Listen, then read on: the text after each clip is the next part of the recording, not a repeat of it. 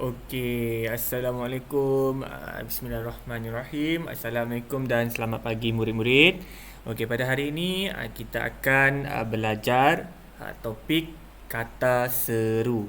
Okey, murid-murid tak payah risau, tak payah pening, takut susahlah cikgu kata seru ni. Okey, kata seru ni sangatlah mudah. Okey, cikgu takkan peningkan kepala murid-murid. Cikgu akan terus kepada isi pembelajaran kita agar murid-murid dapat capai konsep apa yang cikgu cuba sampaikan. Okey. Murid-murid boleh rujuk buku teks muka surat 52. Buku teks muka surat 52. Okey. Apa yang murid-murid perlu tahu tentang kata seru? Okey, untuk kata seru ini murid-murid perlu tahu yang pertama sekali adalah maksud kata seru itu. Apa maksud kata seru ni? Okey. Seterusnya yang kedua adalah contoh. Apakah contoh-contoh kata seru? Apakah contoh dia? Dan yang ketiga adalah huraian kata seru, iaitu sebab setiap kata seru ini dia membawa ataupun menggambarkan sesuatu perasaan yang berbeza-beza. Jadi murid-murid perlu tahu penggunaan setiap kata seru ini pada situasi yang macam mana. Dan yang terakhir sekali, murid-murid akan tahu contoh-contoh ayat bagi kata seru tersebut. Okey, kita tengok kepada maksud kata seru itu. Okey, kata seru adalah kata yang digunakan untuk menunjukkan sesuatu perasaan. Nak menunjukkan sesuatu perasaan ataupun situasi. Okey, ingat penggunaan kata seru ini kita gunakan apabila kita ingin menunjukkan sesuatu perasaan, nak menggambarkan sesuatu perasaan ataupun sesuatu situasi. Okey, kita sambung lagi. Lazimnya, biasanya kata seru ini digunakan pada awal ayat. Selepas itu kita akan letak koma. Kita akan letak koma. Wajib letak koma. Okey, dan diletakkan tanda seru. Nampak cikgu ada buat kurungan tu, tanda seru pada akhir ayat. Okey, pada akhir ayat tu akan ada tanda seru. Okey, ingat, murid-murid perlu faham, paling mudah cara nak faham, cara nak ingat adalah kata seru ni adalah kata kita nak menggambarkan sesuatu perasaan kita. Okey, sama ada sedih kah, marah kah, gembira kah, kagum kah, kita boleh guna penggunaan kata seru ini. Pada kena tahu murid-murid kena tahu di mana letaknya penggunaan kata seru ni, iaitu pada awal ayat. Okey, biasanya pada awal ayat. Selepas kita guna kata seru, kita mesti ataupun kita wajib. Kita wajib. Kalau cikgu senang cakap, wajib. Kita wajib letak koma. Dan pada akhir ayat tu, pada akhir ayat, kita akan letak tanda seru. Itu sahaja kata seru ni. Okey? Jadi apakah contoh kata-kata seru ni? Apakah contoh-contoh kata seru? Kata-kata seru pula. Maafkan cikgu. Okey. Apakah contoh kata seru ni? Okey. Cikgu hanya bagi 6 sahaja. Cikgu hanya rujuk melalui buku teks. Cikgu tak nak bagi kamu pening-pening kepala sebab PDPR susah kita nak bersuah muka. Cikgu nak terang dengan lebih lanjut pun payah. Okey, cikgu hanya ambil 6 contoh sahaja yang ada pada buku teks. Okey, yang pertama sekali adalah kata seru Yang kedua, kata seru wah. Yang ketiga, kata seru nah. Yang keempat, kata seru oh. Yang kelima, kata seru amboi. Dan yang terakhir adalah kata seru syabas. Okey, ada 6. Iaitu wah, nah, oh, amboi, syabas. Okey, setiap kata seru ni ada intonasi yang berbeza-beza. Kenapa ada intonasi yang berbeza-beza? Sebab macam cikgu bagi tahu awal-awal tadi, setiap kata seru ini menggambarkan perasaan kita. Menggambarkan perasaan kita dan ataupun kita nak gambarkan sesuatu situasi itu macam mana. Okey, kita tengok apakah maksud A. Okey, A adalah kata seru bagi kita nak menggambarkan perasaan hairan ataupun pelik. Sebab itu intonasi A dia macam begini. A, kita macam menggambarkan perasaan hairan. Kita pelik. Okey. Kata seru yang kedua adalah wah. Okay. Wah adalah kita guna untuk kita gambarkan perasaan kagum ataupun gembira.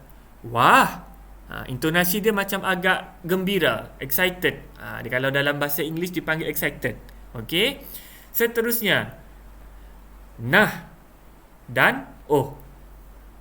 Nah menggambarkan situasi kita memberikan sesuatu kepada seseorang. Contohnya, nah, ambillah air ini. Okey. Menggambarkan situasi kita nak memberikan sesuatu kepada seseorang. Kata seterusnya adalah oh. Oh, kita nak menggambarkan perasaan terkejut pun boleh, perasaan kagum pun boleh. Oh. Intonasi dia begitu. Oh. Okey, kalau nah tadi intonasi dia macam kita nak membagi sesuatu kepada seseorang. Nah. Okey, dan seterusnya adalah amboi dan syabas. Okey. Kata seru amboi kita nak menggambarkan perasaan hairan ataupun kita nak menggambarkan perasaan kagum pun boleh. Dan kata seru yang terakhir adalah syabas. Okey. Syabas ini kita akan guna untuk kita gambarkan perasaan yang gembira sahaja. Okey, jangan pula kita marah kita guna perkataan syabas, tidak sesuai. Okey, bagi intonasi kata seru amboi adalah begini. Amboi. Okey, amboi. Okey, dan syabas intonasi dia adalah gembira. Sebab kita nak menggambarkan perasaan gembira. Syabas. Syabas.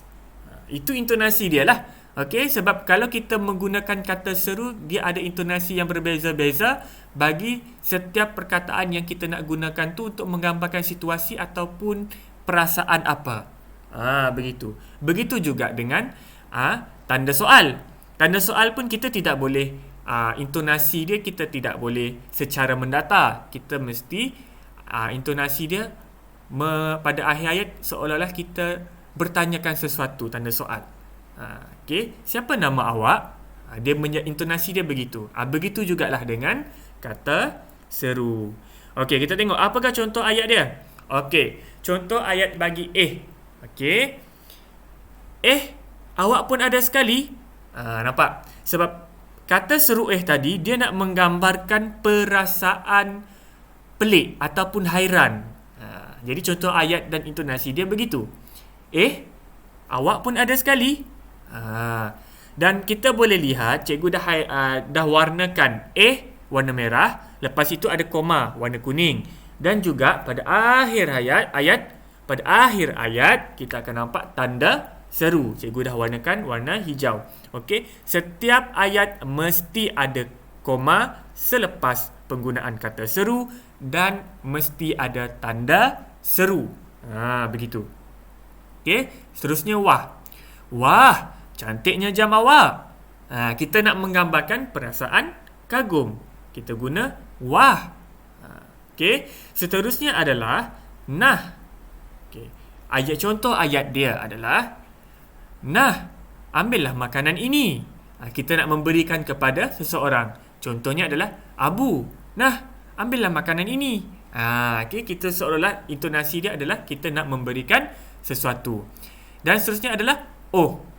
Kita nak menggambarkan perasaan kagum.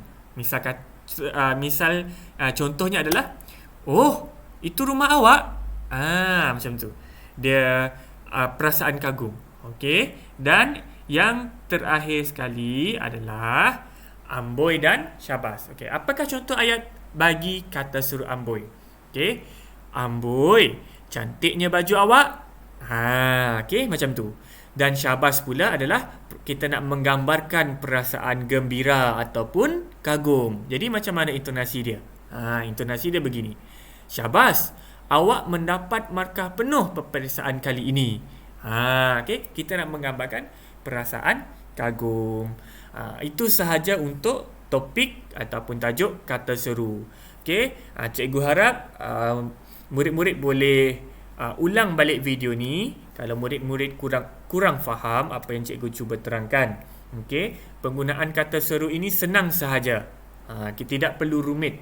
Okey, dia tidak rumit pun. Murid-murid jangan risau, jangan fikir susahlah cikgu. Tak. Okey, kata seru adalah topik yang paling senang.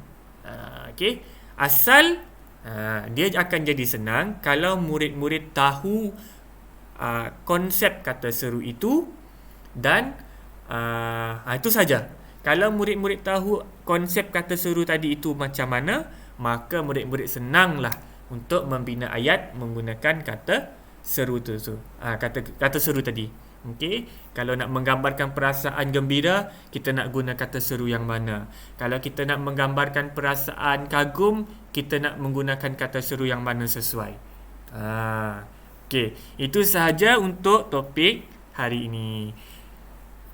Okay, sekian. Wabillahi taufiq wa hidayah. Assalamualaikum warahmatullahi wabarakatuh.